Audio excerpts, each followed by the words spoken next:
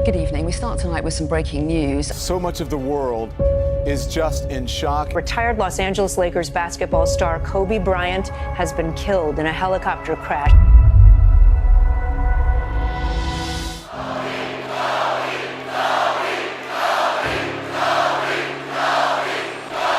If I could work hard every day,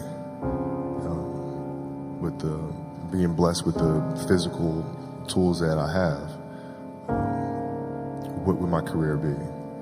And I made a promise to myself from that day that I was going to work hard every single day so that when I do retire, I have no regrets. And that was the most important thing for me, is to leave no stone unturned, get better every single day. And if I lived that way, then over time, I'd have something that was beautiful. But that was my philosophy. It seems like a pretty simple one, but if you live your life to just get better every single day, and do that for 20 years, what do you have? Do you think one of the edge you had over everybody else was the biggest percentage of your focus was on one thing? Do you see it that way? Like, that was my edge over everybody else? I do. At the time, I didn't really understand that, right? So, basketball for me was the most important thing. So everything I saw, whether it was TV shows, whether it was books I read, people I talked to, everything was done to try to learn how to become a better basketball player. Everything. And so when you have that point of view, then literally the world becomes your library to help you to become better at your craft. The world becomes your library to help you improve your craft, better your craft. Yes, indeed. So because you know what you want, the world's giving you exactly the information you need to become better at it. Because you know what you're looking for. It's just a blessing from above.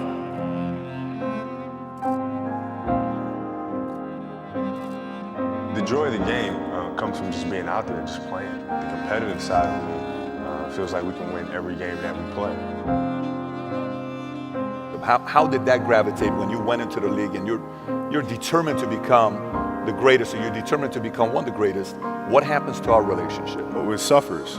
It does suffer. Oh, yeah. Okay. Yeah. And you understood that. You were okay with that. Well, yeah. And the people that love you, like friends and family, like, they know that about you. Got it. So they let you be you. And when you reconvene, you pick back up where you left off.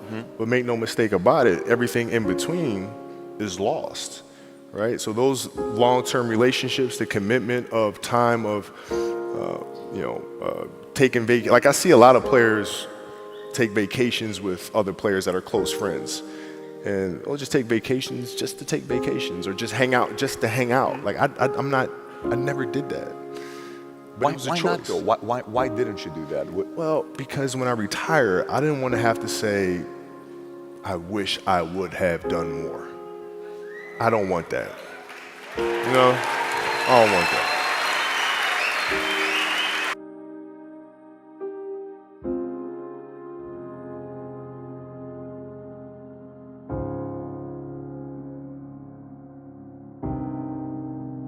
Did you get mentally and emotionally so strong where it doesn't bother you?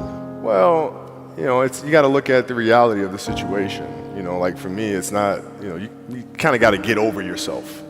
Like, it's not about you, man. Like, okay, you feel embarrassed. You're not that important. Like, get over yourself. That's where you go. Get over yourself, right? Like, you're worried about how people may perceive you, and like, you're walking around and it's embarrassing because you shot 5 air balls.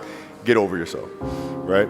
And then after that, it's okay, well, why did those air balls happen? Got it.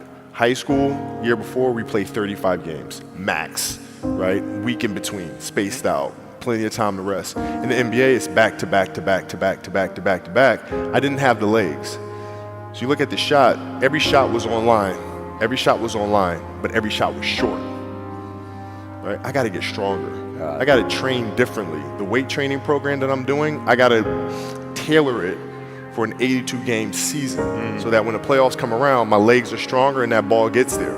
So I look at it with rationale and say, okay, well, the reason why I shot air balls is because my legs aren't there. I go, well, next year they'll be there. That was it. Done. This man played with a broken finger. Yeah, I can't believe this guy tonight. Oh my goodness, he is absolutely taking over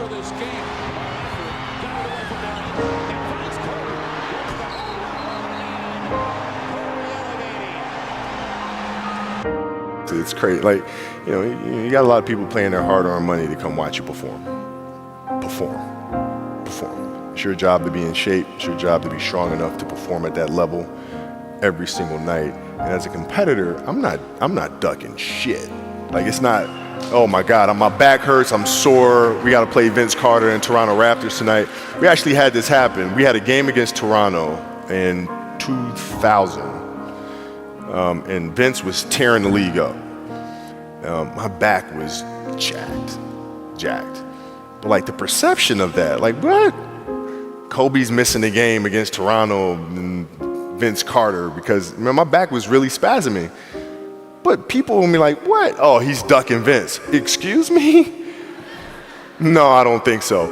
So I would be in the layup line like, okay, there's a lot of days where you can rest and recover. Today ain't one of them. Your back can bother you any other day. That shit ain't bothering me today. Wow. He gonna have to see me today. Yeah. Amen. Yeah. And the foul. Well, how serious was that? Kobe Bryant with points 49 and 50, and the Lakers back in front by 1. That puts them right back. 7 tenths of a second remaining.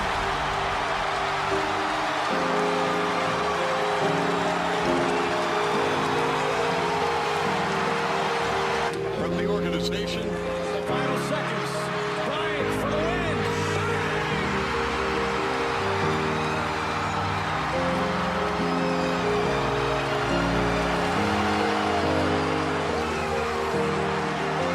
Is you're playing against the Golden State Warriors.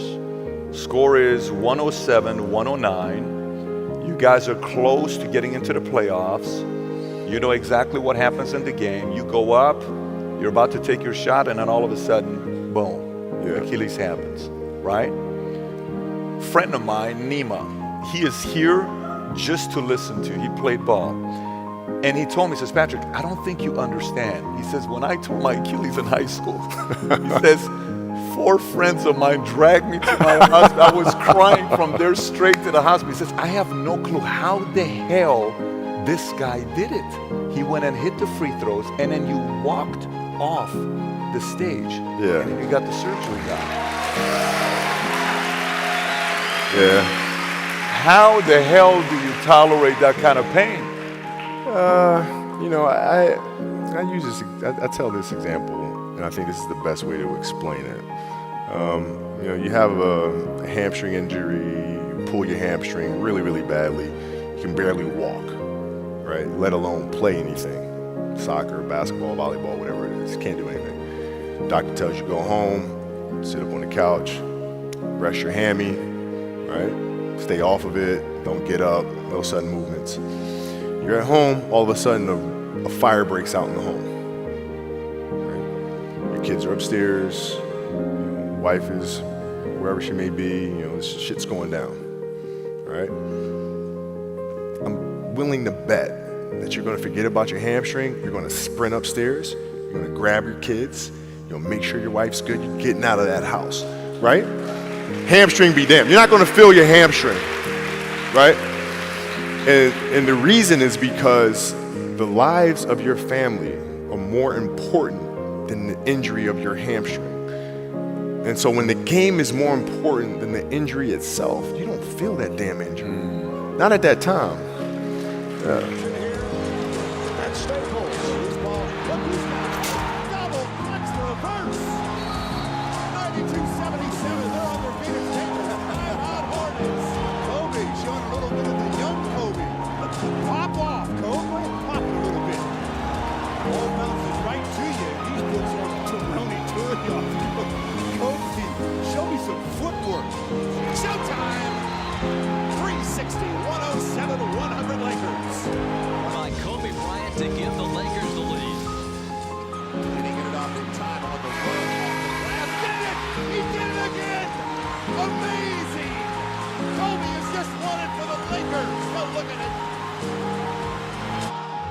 You are watching one of the greatest performances in the history of this game. And what can I say? Mamba out.